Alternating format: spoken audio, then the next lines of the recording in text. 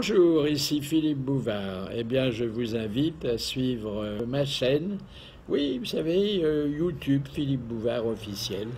À bientôt.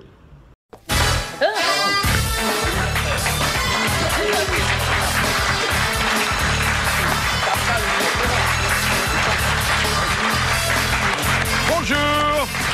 Êtes-vous disponible pour 90 minutes de bonheur partagé, de fou rire et de découvertes culturelles ou assimilées? Oui? Eh ben parfait. Non? Bah aucune importance, parce que vous pouvez faire autre chose en nous écoutant. Voici vos grosses têtes!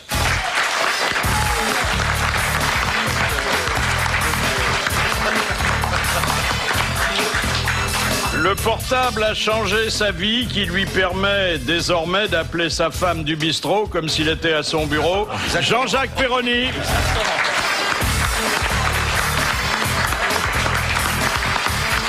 Entre la place Clichy et la place Pigalle, il a fait travailler Brigitte Lahaye, Jacques Maillot. Comme la reine Margot portait sur elle le sexe de ses amants morts, elle dissimule sous sa robe le cœur de tous les candidats éliminés. Laurence Boccolini.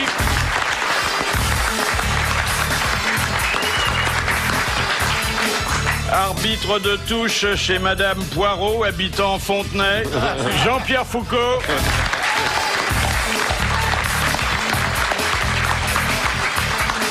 Avocat du vrai jambon et du cochon de payant, jardinier mais pas candide, champion de la fausse colère, Jean-Pierre Coff.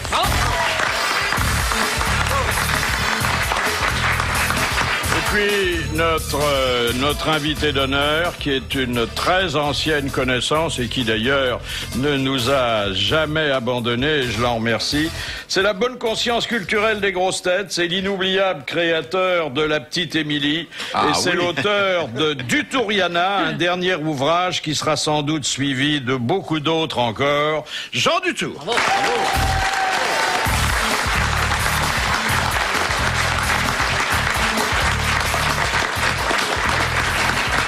Voilà, revenu voilà des applaudissements qui sont bien doux à mon cœur. Je les avais pas entendus depuis longtemps. Hein. Merci mes enfants. On vous applaudit chaque fois que vous avez bien répondu par téléphone et même quelquefois quand... Oui, mais je suis pas là. Oui, vous n'êtes pas là. Je suis qu'au téléphone, c'est pas pareil. Hein. Oui. Et puis là, vous retrouvez des complices. Hein. Ben oui. Dites donc, est-ce que la vieille dame du quai Conti a encore une académie présentable? Ça dépend comment vous l'entendez. Bah oui, justement. Qu'est-ce que vous voulez dire exactement? Elle doit être un peu ridée de partout, hein. Comment serez-vous quand vous aurez 352 ans? Vous serez un peu ridé peut-être aussi, malgré votre bedaine. Bon, on va les laisser. Oui. Finalement, je crois que je préfère quand il est à la maison. Vous souvenez-vous, vous êtes désintéressé d'un écrivain parce que vous l'aviez aperçu sur une plage et qu'il avait de trop grosses cuisses. Oui. Pas sur une plage, je l'avais vu comme ça, à Paris. Et ses cuisses faisaient éclater le pantalon. Et je me suis dit, un type comme ça, c'est pas possible, il peut pas avoir de talent avec des grosses cuisses pareilles. Qui c'était? Ah bah oui. Bernard Hinault, non? Non, moi je sais, Jean Dutour aussi, mais on vous le dira pas. Ah non, on vous le dira pas. Parce qu'il les a gardées, ces grosses cuisses, et puis finalement, c'est un brave type. Je me suis assez bien entendu avec lui par la suite, parce que ça remonte à des années, tout ça. Oui, quand il est vous rentré avez à l'Académie publié dans la maison... Non, je vous dirai pas des choses comme ça. Vous êtes mieux entendu avec lui quand vous avez publié dans la maison d'édition dont il était un des responsables. J'ai jamais publié. Ah, jamais. Jamais. Bon, pardon. Est-ce que les pirouettes verbales vous donnent aujourd'hui plus de plaisir que les galipettes physiques? Mais il est emmerdant avec ces questions. Écoutez, je sais pas. Les pirouettes verbales sont plus fréquentes, en tout cas. Comment un commandeur dans notre ordre national peut-il écrire que le ruban de chevalier de la Légion d'honneur procure au nouveau décoré la même ivresse qu'à l'adolescent qui possède pour la première fois une amie de sa mère? Oui, je crois qu'il y a une sexualité sénile qui se manifeste par l'amour des décorations. Et qui se situe à la hauteur de la boutonnière. Qui se situe à la hauteur de cette boutonnière-là. Oui. Oui. Vous me direz, c'est pas un orifice naturel, hein, la boutonnière. Pour la Légion d'honneur, oui. Êtes-vous toujours d'accord pour être le ministre de la Culture du président Chevènement? Ah oui, puis j'ai un programme. Ah oui? Tout démolir de ce qui a été fait depuis 30 ans.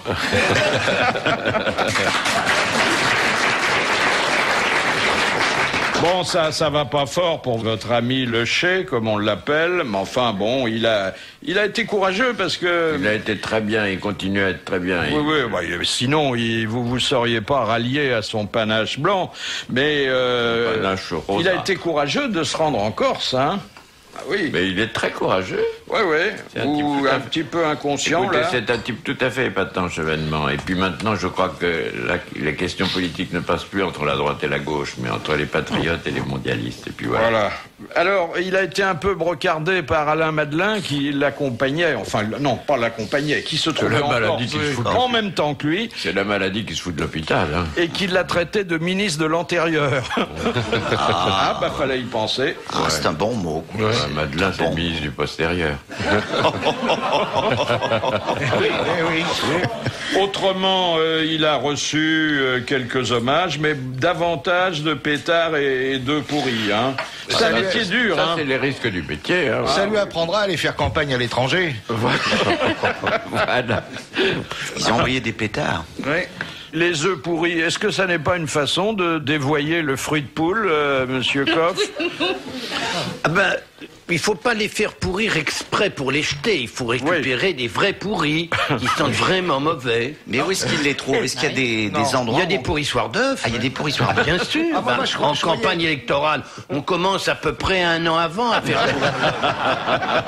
On connaît les dates sont arrêtées, donc il y a un cycle, c'est renouvelé. Moi, je croyais que les œufs, ils pourrissaient en arrivant sur le ministre. En fait.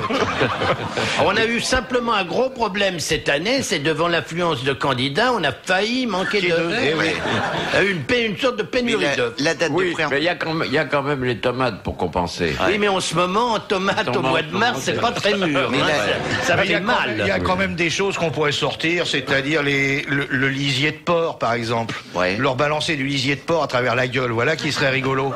Mais la date de péremption pour les œufs, elle est basée sur l'œuf ou sur l'homme politique? Elle est basée sur l'œuf. Sur l'œuf.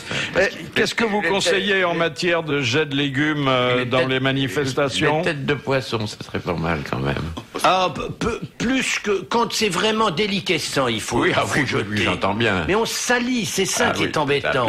La bonne idée, c'est de remplir les sacs plastiques de viscères de poisson. Ah, voilà.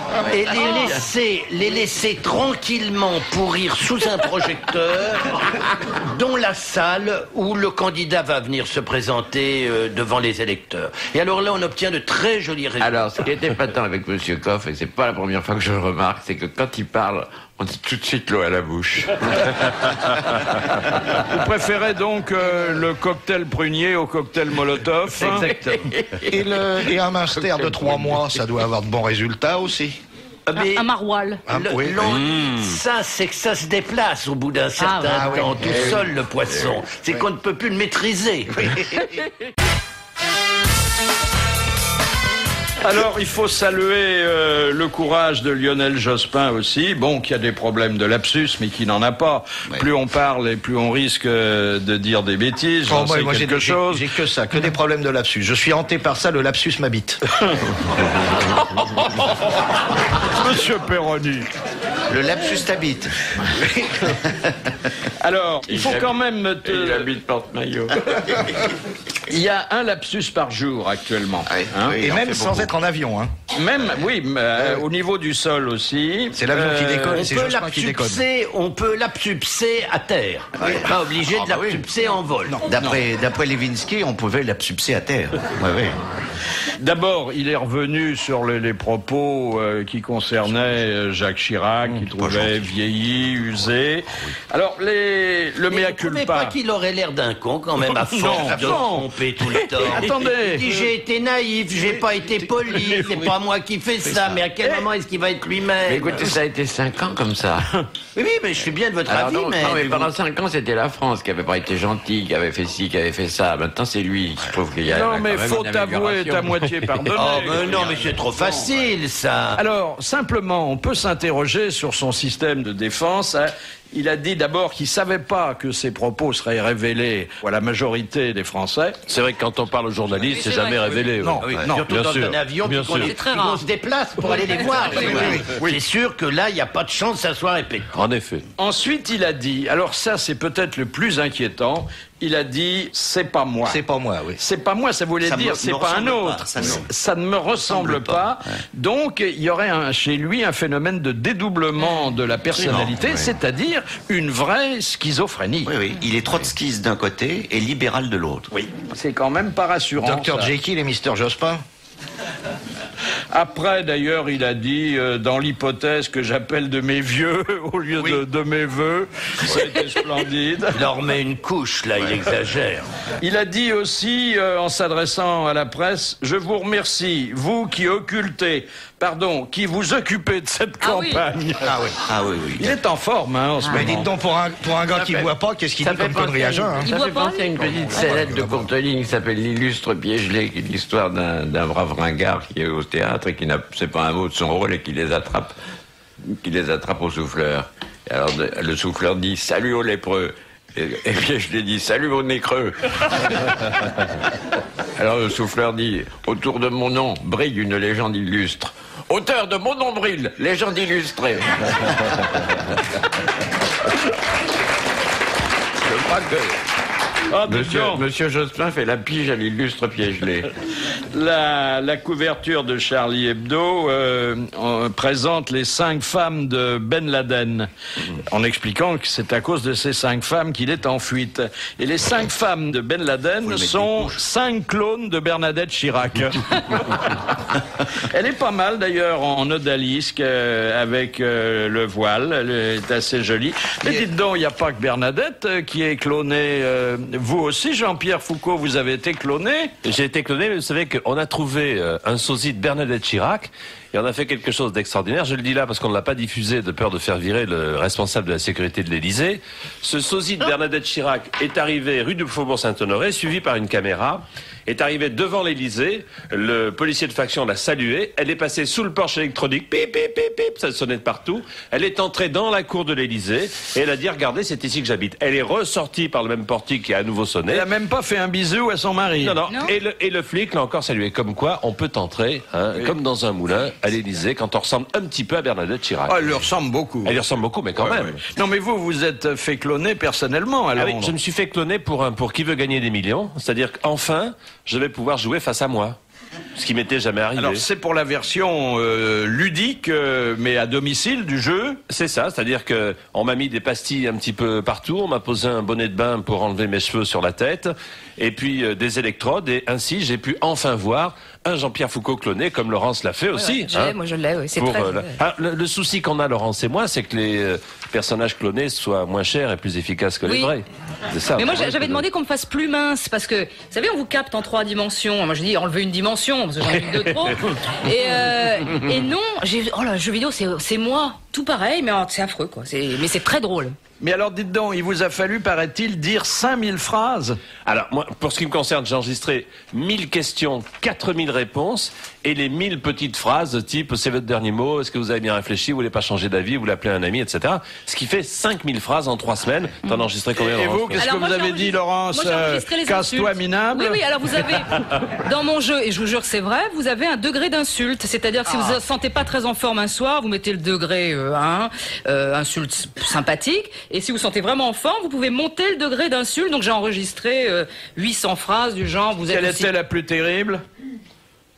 Je sais pas, je sais plus, moi j'en étais, je sais plus, j'en ai enregistré 800. Ils vont cloner le juge Alphen, ils vont enregistrer 1000 questions et aucune réponse. C'est pratique. Alors, une première citation, et puis ensuite nous allons parler du Dutoriana, qui a dit, et c'est une question de Monsieur Lotte de Cornimont, qui a dit « La fortune ne vient pas en dormant seul ». Et seul est au féminin. Alors Seul, Mitterrand avait dit en dormant. Loana. Non. Oh, c'est quelqu'un qui a précédé le... Ou c'est un homme? Une femme, puisque dame, en dormant seul, il y a... Oui, mais ça, on ne peut pas le deviner. Oui, mais je viens de vous le dire, Vraiment, c'était c'est Alors j'étais peut-être indiscret, pardon. Non, mais vous n'avez Distrait, plus l'habitude de vous concentrer dans cette salle de classe, dont vous êtes d'ailleurs un des meilleurs professeurs. Est-ce que ça serait pas Louise de Villemorin? Ça serait assez son esprit. Non, c'est quelqu'un qui a vécu de ses charmes et pas seulement de sa plume. Non, c'est entre Ninon de L'Enclos et Louise de Villemorin. La Belle Otero. Comment? La Belle Otero. C'est la Belle Otero. Bonne réponse de Jean-Jacques Perroni. On a de la chance, d'habitude, il dit la belle apéro. Mais Elle aurait pu être la belle jardinière, la belle Otero, la belle jardinière. La Belle Otero, alors que Laurent, c'est un beau Botero. Ah, c'est gentil. Oh, bah, c'est gentil. Oui, je vais le prendre gentiment, celui-là, parce que je... Oui. Alors, le Dutouriana, c'est... Quand on a un si joli visage, comme vous, le reste n'a aucune importance. Merci, Philippe. Mais enfin, dans le noir, quand même, quand il voit pas ma tête, c'est... Il y a Pépère qui tenterait une ouverture, là. Pépère. Pépère. Il vous a appelé Pépère. Tapez-le de ma part. Encore, maîtresse, encore. Je vais vous dire que Pépère, il a déjà une belle ouverture d'esprit pour écrire dans ce Dutouriana. Les femmes ne couchent pas avec des hommes, mais avec des abstractions. Le pouvoir, la renommée, l'argent, la mode. Quelquefois, l'abstraction les fait jouir, mais ça n'est pas obligatoire. Vous allez loin, mon bon maître, là. C'est vrai. C'est vrai, tout ça, non? Ah oui, mais enfin, on ne l'avait jamais presque dit. que c'est évident. Ah oui, mais ça, c'est ce qu'il y a de plus dur, les évidences. Faut les chercher, elles sont loin. Seulement, moi, je regrette de ne pas être une abstraction, parce que ça doit être très agréable, hein. Vous êtes une abstraction. Bah, écoutez... Vous êtes une abstraction. L'homme de lettres, l'académicien, c'est aussi une abstraction dont les dames doivent raffoler, hein. Oui, enfin, il y a toujours un petit peu d'abstraction dans un bonhomme, et c'est grâce à ça qu'il couche avec les bonnes femmes. Vous dites aussi Beaucoup. Oui. Ou alors c'est le bicorne qui les excite. Regardez les succès qu'ont les hommes politiques, qui sont en général des crétins. Oui. c'est vrai qu'ils ont beaucoup de femmes dans leur sillage. Mais c'est le pouvoir. Les bonnes femmes couchent avec le pouvoir, pas avec le ministre. Ouais. Tiens, je vais me taper le pouvoir ce soir. Oui. Oui, elles se disent ça, bien sûr. Enfin, pas exactement de cette façon-là, mais c'est ça que ça veut dire. Là, un coup de chapeau quand même à nos concitoyens. Les Français, si détestables, ont un avantage considérable sur les autres peuples, ils parlent français. Pour moi, c'est essentiel. Pas toujours, hein. L'autre jour, j'ai entendu un brave immigré qui m'a dit « La France est assommante parce qu'il y a plein de Français ». Alors je me suis dit « Tiens, ben voilà, c'est le contraire qui est vrai ». Et puis vous décrivez violer une putain est plus grave que de violer une jeune fille ou une honnête femme. Bien sûr. Pourquoi? Bah, c'est expliqué. Bon, alors. Achetez le livre. Je vais vous rafraîchir un peu, enfin la mémoire. Oui. Il y a double délit puisqu'on lui prend gratis ce qu'elle vend et avec quoi elle gagne sa vie. Le vol s'ajoute à la violence. Bah c'est vrai, c'est arithmétique ça. Non mais attention, hein, tout ça c'est très vrai. Hein. Et puis alors sur les célibataires cavaleurs, tiens, ça peut être ça pour Jean-Pierre. Lequel? Coff, évidemment. Pour Jean-Pierre Coff. Évidemment. Un jeune célibataire cavaleur, ça peut être que lui.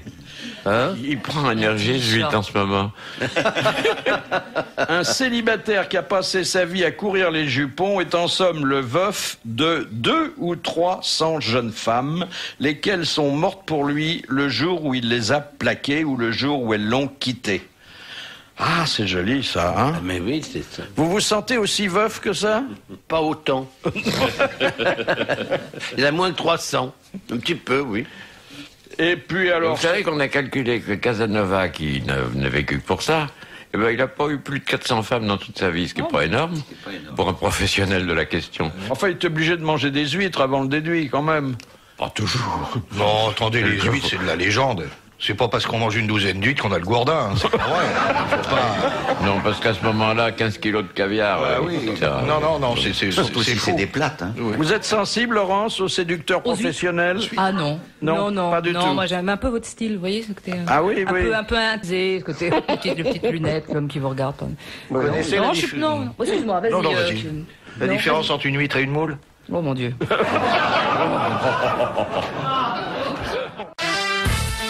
Bienvenue dans les grosses têtes sur RTL. Aujourd'hui, Philippe Bouvard a invité Laurence Boccolini et Jean-Jacques Perroni, Jacques Maillot, Jean-Pierre Coff, Jean-Pierre Foucault.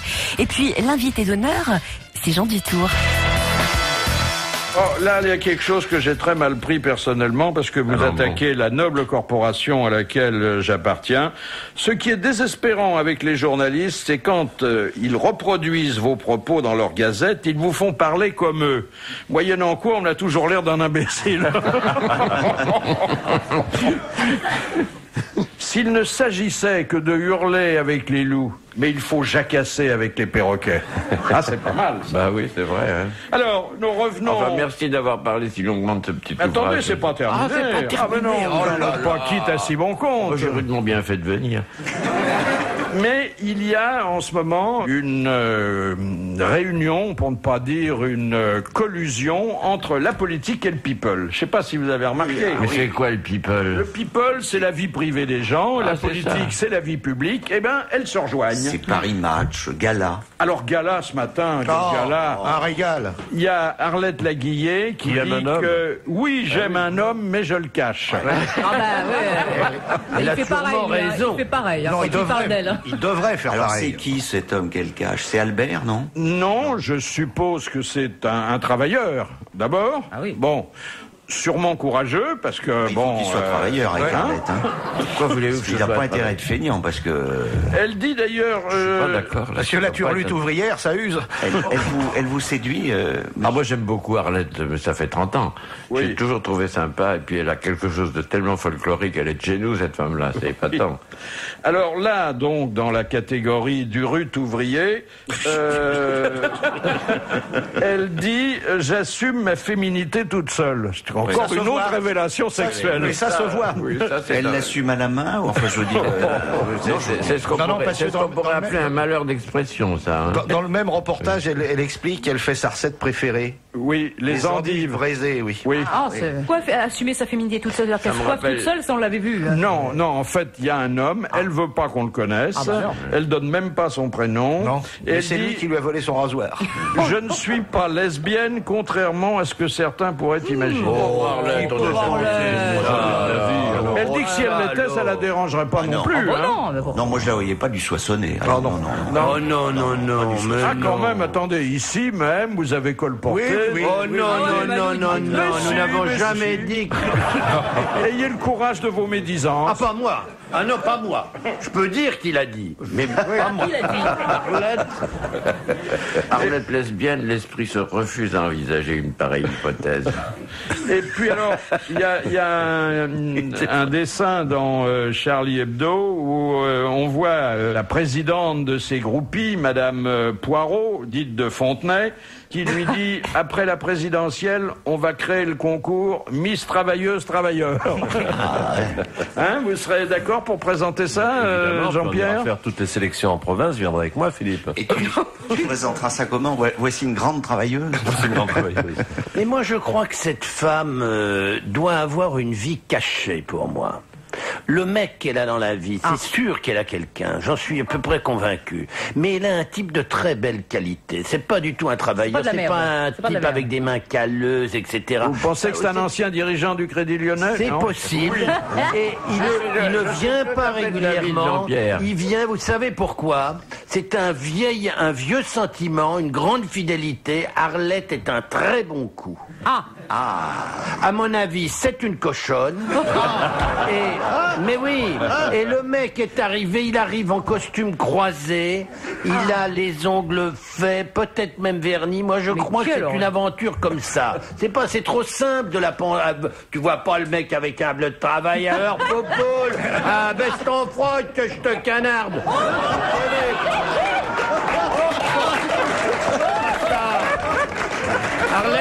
Arlette, le soir, c'est... Porte-Jartel. D'Angelique, jolie ce soir, ou thé vert. Qu'est-ce que tu préfères, Mossou? Qu'est-ce que vous préférez, mon Qu'est-ce que vous préférez, Mossou?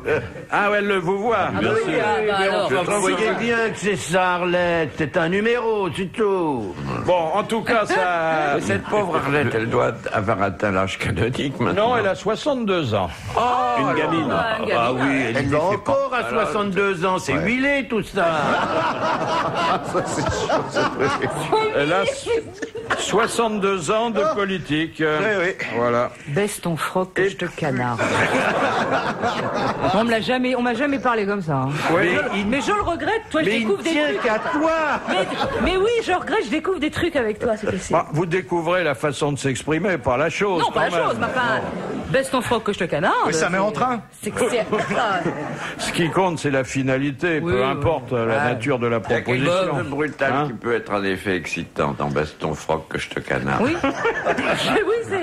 Si vous pouviez me garder ce petit morceau de bande là, dans lequel Monsieur Dutour dit baisse ton froc que je te canarde, avec cette voix inimitable, je me la montrerai en boucle si ça vous embête pas et ça me fera vraiment plaisir. Ça ne va pas revenir à chaque émission quand même.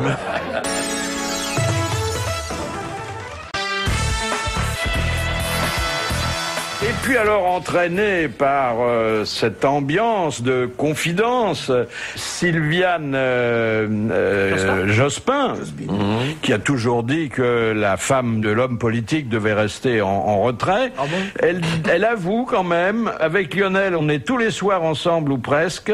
On dort toujours ensemble, c'est l'essentiel. Ah ouais. Si elle dort avec lui, elle doit l'écouter parler. Et puis alors, ça, c'est Jeannie Le Pen. Ah oui. Alors là, elle relate sa première rencontre avec le candidat du Front National. Alors, ça se passait dans une soirée dansante. Ah bah ça doit être propre. Il l'a invité pour une valse. Et Viennoise, bien sûr. Elle dit, j'ai senti mon cœur battre contre le sien. Alors, il y en a un qui n'a pas le cœur à gauche, mais à droite, forcément. Vous imaginez, vous avez une fille dans vos bras et vous sentez son cœur contre votre cœur. En bas. Et il devait lui dire, tu le sens, mon Front National? Ils dansaient peut-être l'un derrière l'autre. Ah, ils ont la chenille, oui, c'est ça? La chenille, oui. Des nouvelles d'Olivier de Kersauzon que je viens d'avoir au téléphone, qui vous salue bien, qui est un peu triste d'être revenu parce qu'il était très bien parti. Enfin bon, c'est déjà pas mal d'avoir réussi à ramener son monstre des mers alors qu'il avait plus de gouvernail. Et puis il avait un petit lot de consolation qui l'attendait sur le quai à Brest.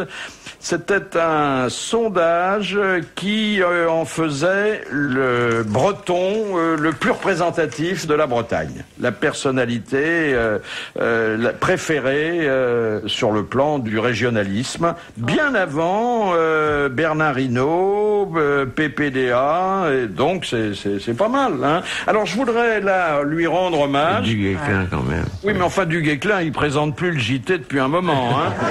Oui, j'avais pas remarqué.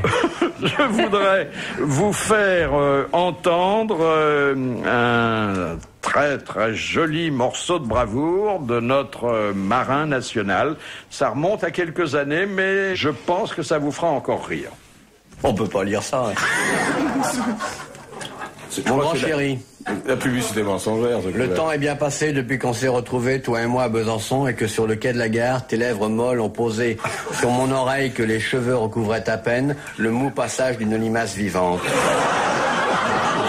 Tu m'as étreint de tes deux grands bras mous et j'ai senti ton odeur, et à ce moment-là, je me suis dit qu'il était 5 heures et que le train allait arriver. Je t'ai tricoté un pullover rouge, j'espère que tu le porteras. N'oublie pas que c'est l'histoire d'un assassin célèbre qui avait découpé en rondelles. J'espère que ce pullover rouge te permettra à toi d'être heureux et de vivre longtemps. J'ai gardé tes 2 seringues avec le formol que tu te piques régulièrement pour rester en forme. Je te les renvoie dans un paquet dimanche prochain que tante Lily t'amènera à la gare de Nemours au train de 18h47. PS, change de grolle. Alors, faut quand même que je vous dise que ce jour-là, Olivier de Kersauzon donnait lecture d'une lettre, enfin d'une pseudo-lettre d'admiratrice de Castelli.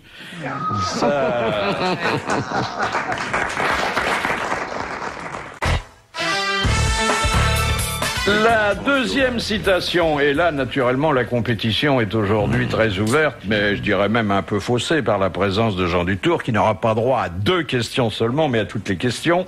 C'est Madame Durand qui la pose. Qui a dit « Le peuple juif a donné au monde Jésus-Christ et Karl Marx, mais c'est le seul peuple au monde à se passer de l'un et de l'autre ». Ah oui. C'est pas mal, hein? C'est pas mal. Bon, naturellement, c'est pas vous qui l'avez dit, mais c'est pas mal quand même. C'est un Français qui l'a dit, ça. On peut pas dire que c'est un Français, mais enfin, on est un Français d'adoption, mais il y a tellement de pays qui l'ont adopté. Woody Allen? Non. Peter Ustinov? Peter Ustinov. Bonne réponse de Jean-Jacques Perroni, qui finit par être agaçant avec ses bonnes réponses, hein? Moi, je l'admire beaucoup. Je le trouvais pas tant, puis comme ça, je me repose. Mais je voudrais vous poser une question. On ne va pas entendre Jean Dutour au téléphone aujourd'hui? Non. Mais non. Mais comment ça se fait? Je suis là. Oui, mais je peux pas être néanmoins. ici et au téléphone en même temps. Il est étonnant, Coff, quand même, de temps en temps. Non, parce que ça aurait pu être enregistré. Un homme si intelligent. Ah oui. Avec un portable. Oui. Moi, étant Quand il ici, soit répondant au téléphone. Oui. Alors Chirac, lui, il est allé de nouveau Au commissariat. Au commissariat. Ils finiront tous au violon. Et en plus, il a été déjeuner dans une brasserie située au beau milieu d'une banlieue difficile. Alors, le menu, Jean-Pierre Coff, vous intéressera peut-être. Cochonaille, côte de veau, sauce normande, petit pois, camembert et tarte aux fruits. Et crachat à volonté. Non, là, ça s'est bien passé. Oui. Ça, c'est pas mal. de la ferraille et du Tout plastoche. ça, un Roland Giscardien, hein, je trouve. Oui, à ceci près qu'il n'avait pas son pullover, qu'il ne sait pas jouer de l'accordéon et que... Ah oui, il y a quelques différences, évidemment. Oui, mais enfin pas beaucoup. Et qui va pas... Le gars qui va en banlieue avec son accordéon, il est courageux. Hein. Déjà, au départ. Même Yvette, il va plus. Oui, parce que le rap à l'accordéon, c'est très difficile. Ça use les nerfs. Et Monsieur Devedjian, qui est un des conseillers les plus proches de Chirac, en a profité pour dire qu'il était très choqué par la marionnette des Guignols qui représente Chirac sous les traits de super menteur. Oh, J'ai trouvé que c'était méchant. Il a envoyé quand même une pique à Jospin à propos de la Corse. Il a dit, le bilan de la gauche, c'est simple, un préfet assassiné et un préfet emprisonné. Ah, c'est pas mal. C'est un joli raccourci, oui, hein. C'est gentil. Ouais. Enfin, ils disent tous des horreurs les uns sur les autres. Hein. Ils occupent, quoi. Vous n'aimeriez pas faire de la politique, Laurence? Je leur fais peur. Ah oui, si je ferais peur. Hein? Vous savez que vous seriez très bonne là-dedans. Ah oui, vous pensez? Ah oui, ah oui. Parce que à partir du moment où on dit tous les autres sont des cons, on est bien parti pour un mandat électif. Hein. Ouais, je suis pas absolument d'accord. Il faut dire tous les autres sont des cons, mais... Sauf Mais ceux qui votent pour moi. Bah oui, voilà. sauf. Ouais, j'aimerais bien.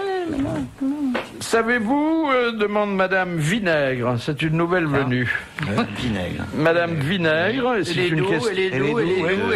Elle est d'Orléans. D'Orléans, oui. Et Madame Vinaigre pose une question aux huiles que vous êtes. Et elle dit, qu'est-ce que les sexologues appellent le petting? P-E-T-I-N-G. Flirt. Alors C'est oui. le flirt, oui, le petting. En fait, un flirt quand même qui va très loin. Quand j'étais gamin, il y avait une définition du flirt qui était la main dans le truc dans la main, mais jamais le truc dans le truc. La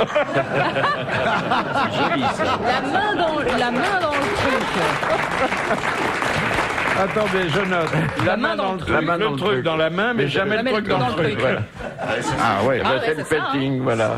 Oui, c'est ça le petting. Une question pour vous, Monsieur Jean-Pierre Coff de Madame Béranger de Paris. Pourquoi fait-on des incisions sur le pain avant de l'enfourner?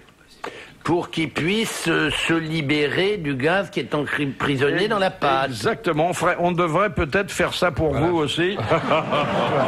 Voilà, tes gens, tu vois, On ne le met pas au four, le pauvre Coff. Pourquoi est-ce que vous voulez vraiment être désagréable avec moi? Il est beau comme un dieu. Moi, j'ai des Il est orifices. désagréable avec tout le monde. Hein. J'ai des orifices, moi, pour éliminer mes gaz. Le pain n'en a pas. Si vous n'ouvrez pas, il ne peut pas sortir. C'est le bon Dieu qui a fait les incisions. Mais bien sûr. Eh oui. Et je l'en remercie, parce qu'imaginez, vous vous rendez compte, avec le volume que j'aurais, si j'avais pas... La seule pâtisserie qui a des orifices, c'est le Pednon.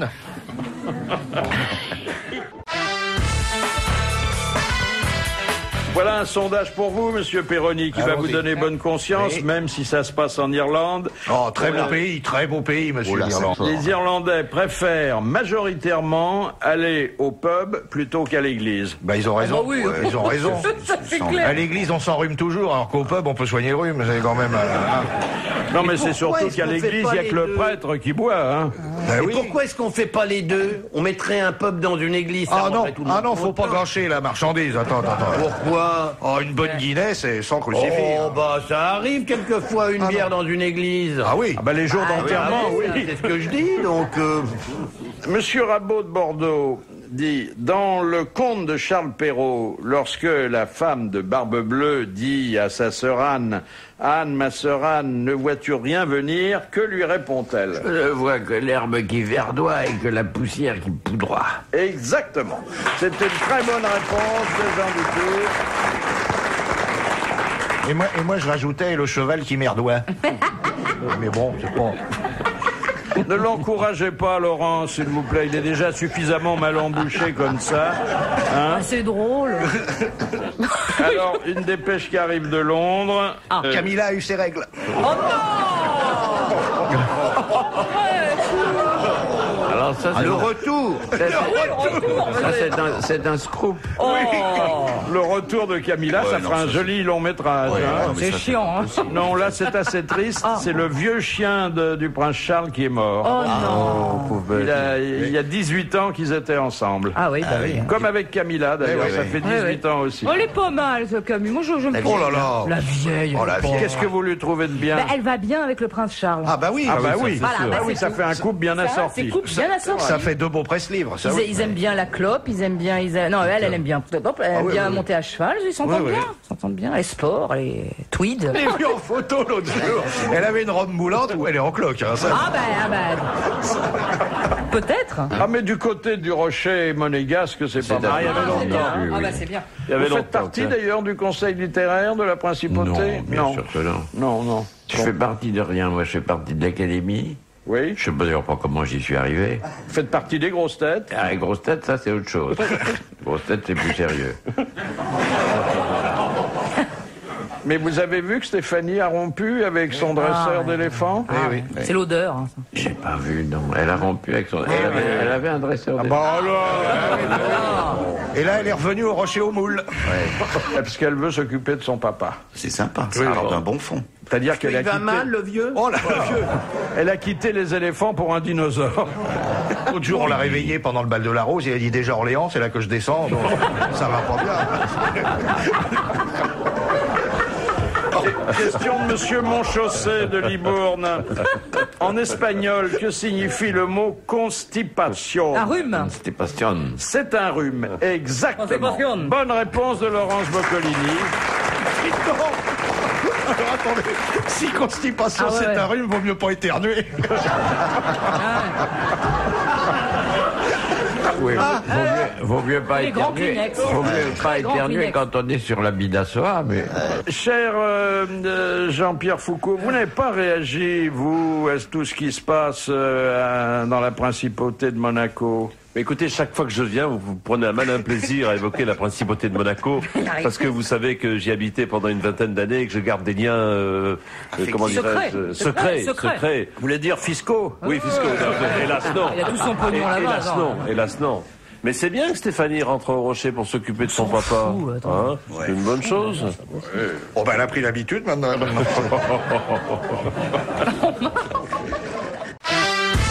Au bout du fil, Christian Gérondeau, bonjour. Bonjour. On vous connaît, vous avez eu un très beau parcours, vous avez été délégué à la sécurité routière, directeur de la sécurité civile au ministère de l'Intérieur, j'en passe. Et aujourd'hui, vous présidez l'Automobile Club, enfin la Fédération française, et alors vous avez fait une petite brochure sur la circulation à Paris qui va contre les idées reçues en cette matière. Tout à fait. tout à fait. Je pense que la politique qui est suivie actuellement par la mairie de Paris, appelons les choses par leur nom, et qui consiste à étrangler la circulation à Paris, est une politique extrêmement néfaste, et c'est ce que je dénonce dans cette petite... Attendez, on étrangle les automobilistes, mais les usagers d'autobus, ils sont très contents, Oui, bien entendu, mais il se trouve qu'il y en a beaucoup moins que d'automobilistes. Il y en a très exactement 7 fois moins. Alors ceux-là, ils vont un petit peu plus vite, mais tout ce qui circule en voiture, et une des idées fausses que je dénonce, c'est que ce ne sont pas principalement des Parisiens, ce sont principalement des habitants de banlieue qui circulent en voiture à Paris.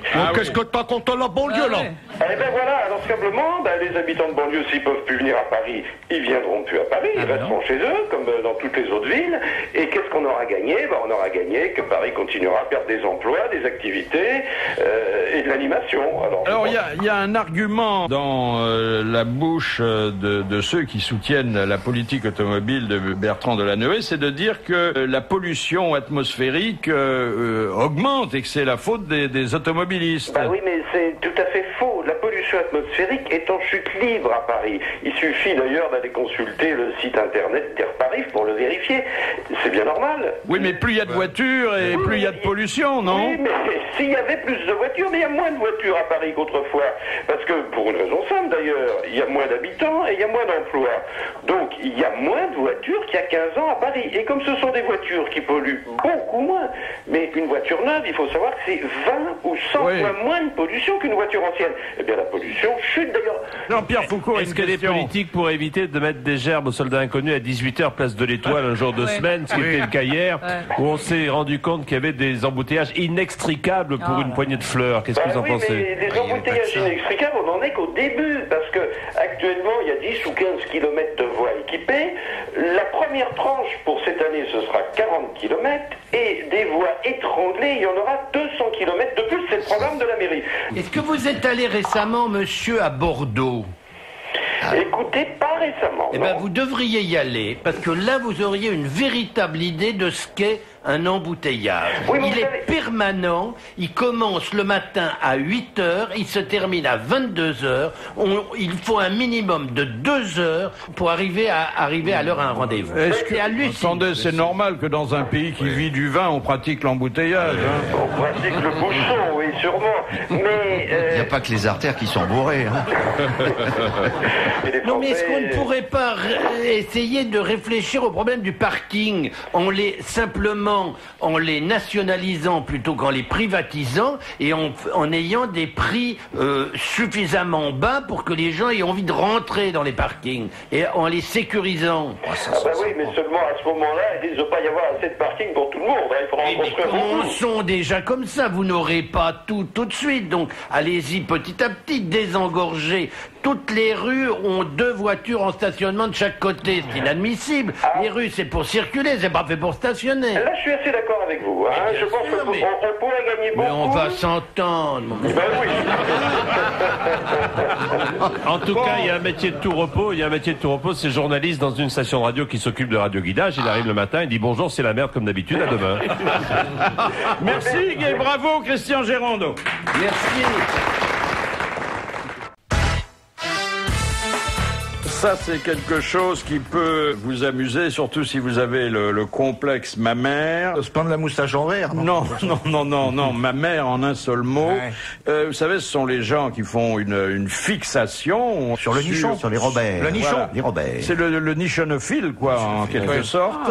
Et un ingénieur anglais vient d'avoir 2 idées qui vont se traduire certainement par des produits manufacturés. D'abord, c'est un petit dispositif qui permet à la dame de faire semblant d'avoir des tétons qui pointent. Ouais. C'est-à-dire qu'elle a un petit système. Ça existait déjà. Si vous avez le soutien-gorge avec déjà le téton. Oui, voilà. Oui, dessus, mais là, ça bouge. Oui, voilà. Le téton. Voilà. Titille le téton et ça. Mais alors, on est en train de supprimer les emplois. Excusez-moi, mais dans toutes les grandes revues de music hall, il y a l'extracteur de tétons. C'est ce que Sim a fait à ses débuts, il nous l'avait raconté. C'est sa profession, vous vous rendez compte, le drame? Il y en a encore des types qui font ça. Oui, à ceci près que que c'est pour les dames portant un soutien-gorge, ce qui n'est pas le cas des danseuses de revue. Hein. Parce que vous avez été meneur de revue, hein, Jean-Pierre Coff. Donc Oui, vous mais avez moi, vu ça sur de le près. plan de la poitrine, je n'ai jamais eu besoin de me titiller. Ça marchait très bien. Non, mais vous seriez preneuse, Laurence? Non, mais moi, j'ai pas besoin de dispositif. Non, mais, non. Mais est-ce Ça que- bouge tout Non, seul. mais je vous regarde, ça m'excite. Hop, hop là. Vous voyez. Est-ce Non, qu'il mais- s'agite suffisamment? Bah, ça dépend qui les touche. Ah, bah oui, voilà. Bah oui. Attendez, c'est quand même pas Guignol, on fait pas les marionnettes là. Mais qu'est-ce qui bouge, le sein ou le téton? Le téton. Le téton. Le C'est téton. excitant ça pour les hommes, comme le téton bouge. Je sais pas. Ah bah quand Maillot, le il a- téton durcit, oui, c'est Quand- bien. Le tien Ben oui. durcit jamais. Mais si, mais tu Moi, le sais j'ai bien. connu le- Enfin, arrête de faire ta sucrée. J'ai connu le titilleur de téton de Jane Birkin, il est mort d'épuisement. Ah, mais le téton n'a rien à voir avec la grosseur du sein. Et puis, alors, la deuxième invention de cet ingénieur britannique, c'est l'oreiller mammaire. C'est-à-dire un oreiller en forme de sein pour que les célibataires puissent s'endormir sur une poitrine féminine. Ah, bah, Ça, c'est agréable. oui. c'est moulé sur moi. Hein. Oui. Il a été moulé sur moi, l'oreiller mammaire. Mais tu pourrais pas, toi, te faire... non, mais Laurence, tu louerais, t'en as deux beaux. qu'est-ce que je loue Tu les loues tu m'en- À qui Carmen. Bah, je sais pas, ceux qui en veulent, il doit y avoir des tas de gens qui ont envie Mais d'avoir un... demande à mon fiancé, que je loue mes tétons maintenant. Ah oui, tu veux pas te faire payer. Mais qu'est-ce qu'il a, ce Mais genre? il est Ça va malade. pas, Non, Pierre, parce non que, ben non, il y a des gens Mais je qui... prends la défense de ma copine, mais Ils en c'est feraient honteux quoi? ce que Qu'est-ce tu que tu dis. veux qu'ils fassent? Mais moi, je voudrais en prendre un pour moi. T'en emprunterais pour 1 heure ou 2. Oui, donnez-lui en pension pour un week-end. Ah, si tu veux, alors d'accord, d'accord. Là, c'est ça, un droit de dormir. D'accord. Mais tu le rends en état alors, hein? Toi, tu penses à sticker. Pentaché. Astique. Pardonnez ces conversations. Excusez-nous, mon mais cher T'as Max. stické le téton. J'arrive pas à suivre complètement, mais ça va. Oui, hein, Monsieur Grolet demande quelle est la caractéristique des Charentaises? Mais c'est Elles des s'enfilent. pantoufles. Elles s'enfilent. Elles s'enfilent, oui. On les enfile, elles n'ont pas de... Comme d'arrière. Loana. Comme Se Loana. mettre dans les sabots. Non. Les Charentaises, elles sont en feutre. Elles sont quadrillées. Oui, mais c'est Elles se mettent dans des sabots. Oui, bah si oui, vous ah, voulez. criez, Ah bah, oui, oui. elles n'ont- c'est pas entre non et oui. Attendez, quand vous êtes dans un appartement parisien, vous avez rarement des sabots sous vos charentaises. Elles sont laissées devant la porte, Non, les sabots. Et les semelles sont en feutre. Ouais. Non, Elles sont moulées, Elles elles sont sont d'une- moulées. elles sont d'une seule pièce. Elles ont un pompon. non, Elles non, sont on n'a pas de fabriquées en pompon sur la prison. charentaise. non, Elles sont n'ont pas de talons. cartonnées. elles, Elles n'ont pas de talons. non, Elles sont cartonnées. non, Bah non, pas de semelle? Non. Elles sont faites en Charente. non, Elles couvrent la partie supérieure du pied. non, Elles n'ont pas quelque chose? non. Elles sont en laine. C'est Oh, mais c'est il pas est une en- histoire de il dit pointure, tout- elles il n'ont dit pas la tout le même temps non. pointure que... Elles ont toutes la même Et pointure. il n'y a pas de pied gauche, il n'y a pas de pied gauche Ah, y ni a de pas pied de- droit. Il n'y a pas de pied gauche ni de pied droit. Encore une bonne réponse de Jean-Jacques Perroni. Ah ben c'est pour ça que Mitterrand était des Charentes. Il était ni de droite ni de gauche. Ni de droite ni de gauche. La charentaise, quand on a une crise de goutte, vous pouvez pas savoir comme ça met le pied à l'aise. Ça repose l'orteil. Vous n'avez jamais eu de crise de goutte? Si, bien sûr. Ah bon, bien sûr. rassuré. Bien sûr. En général, la goutte, c'est le blanc qui tombe sur le pied. C'est terrible. C'est affreux, ça. Mais maintenant, on souffre moins. Alors, moi, j'en fais moins de la goutte ces temps-ci. J'ai pas diminué pourtant la cadence. Mais Le corps s'habitue, Jean-Pierre. non, mais je crois qu'il Attendez, vous souffre n'avez moins. pas diminué la cadence, mais il y a devant vous aujourd'hui une bouteille d'eau minérale. Bah, parce que vous comprenez, je commence à en avoir marre d'être obligé d'apporter mon vin moi-même. Je considère que pour le boulot qu'on fait, on pourrait avoir une bouteille de vin sur la tasse quand même. Hein. Excusez-moi, mais Je souscris fortement la à la station revendication pourrait de être un Jean-Pierre. peu plus convenable. Excusez-moi. Hein. On vient là, on est gentil, on amuse le tapis, mais on picole pas grand-chose. Hein, oui. Hein. Un café au début et une bouteille de flotte. C'est peu, quand même. Écoutez, nous sommes une filiale du groupe RTL, pas une filiale de Nicolas. Les grosses têtes suite et fin jusqu'à 18h sur RTL avec Philippe Bouvard, Laurence Boccolini, Jean-Jacques Perroni, Jacques Maillot, Jean-Pierre Coff, Jean-Pierre Foucault et l'invité d'honneur, c'est son petit lapin Jean Dutour. Vous avez, vous le confessez, cher Jean Dutour, 3 rêves récurrents depuis 30 ou 40 ans. Vous vous en souvenez? Ah bah oui, bien sûr. puisque- Alors d'abord, la chambre secrète. Bah oui, c'est un truc tout à fait curieux. Je rêve comme ça que j'habite quelque part, depuis des années, et puis tout d'un coup je pousse une porte et c'est un endroit où je suis jamais allé. Chose qui arrive. La cuisine, peut-être? Non, la cuisine, je connais bien. Non, c'est une pièce tout à fait curieuse, qui est en général beaucoup plus chic, beaucoup plus belle, beaucoup mieux meublée que le reste de la maison. Et je me dis, mais ça, c'est... Et il y a une dame nue sur le sofa? Oh, mais tout de suite, là, vous pensez aux cochonneries. Mais non, il n'y a pas une dame nue. Il y en a 3. C'est encore un autre rêve, ça, la dame nue. Ah bah voilà. Et le manuscrit égaré? Bah, vous n'avez jamais fait ce rêve-là? Non, faut dire que vous êtes un auteur fécond, mais moi pas. Alors, je rêve que j'ai égaré un manuscrit, que je sais pas où il est, je suis malheureux comme tout, en me disant tout le temps de travail gâché. Il est peut-être chez l'éditeur, je demande à l'éditeur, il n'y est pas. Je cherche chez moi, tant et plus, il n'y est pas non plus. J'essaye de me rappeler ce que je racontais dans le manuscrit, je me rappelle pas. C'est arrivé à François Nourricier, ça, hein? Oui, ça lui est arrivé. Et Paul Le Sulitzer, ça lui arrive tout le temps. Hein. On s'en souvient jamais de ce qu'il a écrit. Hein. Oui, mais ça lui rapporte de l'argent. Ah oui, mais il s'en souvient pas. Tandis que moi, ça me rapporte rien. Et le Paris inconnu, votre troisième et dernier rêve? Paris inconnu, je me promène dans un Paris qui est dans une ville qui est Paris, je le sais, mais que je ne reconnais pas, qui est pas Paris d'autrefois. C'est les couloirs à bus. Non, il n'y a pas de couloir à bus. C'est un Paris où je prends des itinéraires qui ne sont sur aucun plan. Et où, par exemple, j'arrive à la campagne très vite. Ah oui? Oui, c'est le vieux Paris, l'ancien Paris. Oui. Puis j'ai rêvé une fois que j'étais... Je sais pas pourquoi vous me faites raconter ça, ça n'intéresse personne, tout le monde s'en fout. Ah, c'est lui, à nous, on n'a rien demandé. Vous n'avez rien demandé, vous autres. Oh, hein. Non, vous n'avez rien demandé. Mais chacun va après confesser son rêve récurrent. Ouais. Bon, non, les pauvres, vous devez pas leur raconter ça. Et Laurence, il n'y a pas un rêve qui revient dans la nuit? Non, oui. Non. Alors, je rentre dans une pièce que je ne connais pas. Non, il n'y a pas de rêve qui revient la nuit, moi. Non. Mais non, mais ça, vous savez, ça me rappelle les rêves, c'est les rêves d'angoisse quand on va passer ses examens, qu'on s'aperçoit qu'on est tout nu. Oh bah là, oui, des trucs comme ça. Non, c'est un rêve, je sais pas. Tout nu, moi je rêve toutes les nuits. Vous êtes tout nu, vous? Tout nu, et je rêve ça alors que j'ai un pyjama. Hein. Oui, oui. Et je suis dans la rue, tout nu. Voilà. Personne ne le remarque. Si, il y a des gens qui me font des réflexions désagréables. Alors je mets les deux mains pour cacher mon sexe, mais ça ne suffit pas. Quel vantard! Là, ça frôle la désinformation. moi, je fais un cauchemar. Moi. C'est la propagande. Je rentre au bistrot et le gars derrière le comptoir me dit c'est fermé. Et vous, Jean-Pierre? Ben moi, je rêve que Péroni me demande la clé du bistrot. Et Monsieur Coff, il a sûrement des rêves curieux, hein? Moi, je rêve que je fais l'amour du surgelé avec un homard. Ah bon? Non, c'est bien. Alors écoutez, je vais vous dire un petit poème de Raoul Panchon. Oh oui. Une Américaine était incertaine sur la façon de cuire le homard. Si l'on remettait la chose à plus tard, disait le homard à l'américaine. Oh, que c'est mignon. En fait, moi, je rêve souvent que je monte sur la balance et que la balance dit une seule personne à la fois, s'il vous plaît. Je dois vous présenter Jean-Pierre Gaborio, qui est notre auditeur du jour. Bonjour, Monsieur Gaborio. Bonjour, Monsieur Bouvard. Vous êtes exportateur en produits de beauté dans une ville prédestinée, puisque c'est Marne-la-Coquette.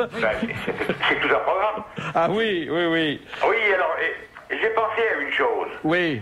C'est qu'on pourrait créer une gamme de produits de beauté à caractère rajeunissant, euphorisant et déridant, sous le vocable spécial grosse tête. Oui. Et les auteurs, après usage, ils auraient la peau du visage aussi lisse que le crâne de Jean-Pierre Coff. Ah oui, ça serait pas mal, ça. Pas mal, hein? Ouais. Pourquoi il protège Jean-Pierre Coff? Non, il n'a pas à protester. Mais qu'est-ce que vous mettrez là-dedans? J'ai pensé à un truc, par exemple, de faire un masque à partir d'extraits de raisin. Et comme ça, la collaboration de Péroni nous est acquise. Ah ben oui. Dites donc, soyez polis, vous, là. Pourquoi? Moi, je me maquille chez Nicolas et ça va. C'est de la crème de beauté pour seniors, hein? Ah ben évidemment pour seniors, mais de toute façon, il y a une chose. Le rire fait tendre les muscles du visage, les fait travailler, et c'est comme ça qu'on garde la jeunesse. Oui, mais enfin, on a aussi des rides supplémentaires. Mais c'est le coin des yeux, ça. Oui, au coin des yeux. Mais c'est tout le charme, ça. Il y en a qui appellent ça les pas de doigts. C'est des grossiers, ça. Oui. Au contraire, c'est des rites d'expression, ça prouve qu'on a bien vécu. Oui, Quand non, on mais- vous voit du reste... C'est la patte d'oie du rigolo qu'il faut pas confondre avec la patte d'oie de gonzesse. Et les valoches. Et la patte d'oie d'Herblay. Ouais, pas très dernier. Les valoches. Les valoches. Ah oui, vous pouvez faire quelque chose pour les valoches. poches sous les yeux? Ben, on va créer un produit, on va le foutre en consigne. Oui. Ouais. Quand même une chose, c'est que l'ambassadeur, le mannequin vedette de cette gamme, ça soit Philippe Bouvard. Ah oui, bah oui. Pour pourquoi? l'élite des Pour le haut ou pour le bas? On va pour le haut. Mais il est très bien comme Non, il ouais. est, le petit poponnet. Pourquoi vous voulez le changer? Parce que pour le bas, il y a déjà ces deux mains qui cachent tout ce qu'il faut. Alors. Mais ouais. Moi, il me plaît comme ça depuis 50 ans. Il n'y avait pas un truc pour cirer les godasses, vous, par hasard, dans vos accessoires?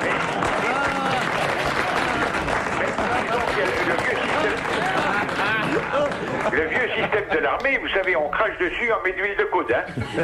Bon, monsieur Gaborio, merci. Continuez à la fois à travailler et à nous écouter. Je pense que les deux sont compatibles. Et bravo. Et voici la dernière citation qui vient de Ponto-Combo où habite Madame Lorraine. C'est joli. Très beau ponton. Ponto Combo, on n'y va pas assez souvent. Ah, c'est joli. On va trop à J'habite à Condé-sur-Escaut. côté, C'est la route de Condé-sur-Escaut Oui. qui a dit « Un bon mariage serait celui d'une femme aveugle avec un mari sourd. » Ah, c'est pas moi qui dis ça. Non, mais c'est quelqu'un dont vous vous réclamez, qui Quel est un macho. de vos maîtres à penser, mais lointain. Hein. Lointain. Ah, lointain. Voltaire, peut-être. non? Avant. Avant, Oui. Montaigne, alors. Montaigne. Ah oui. Bonne réponse de Jean Dutour.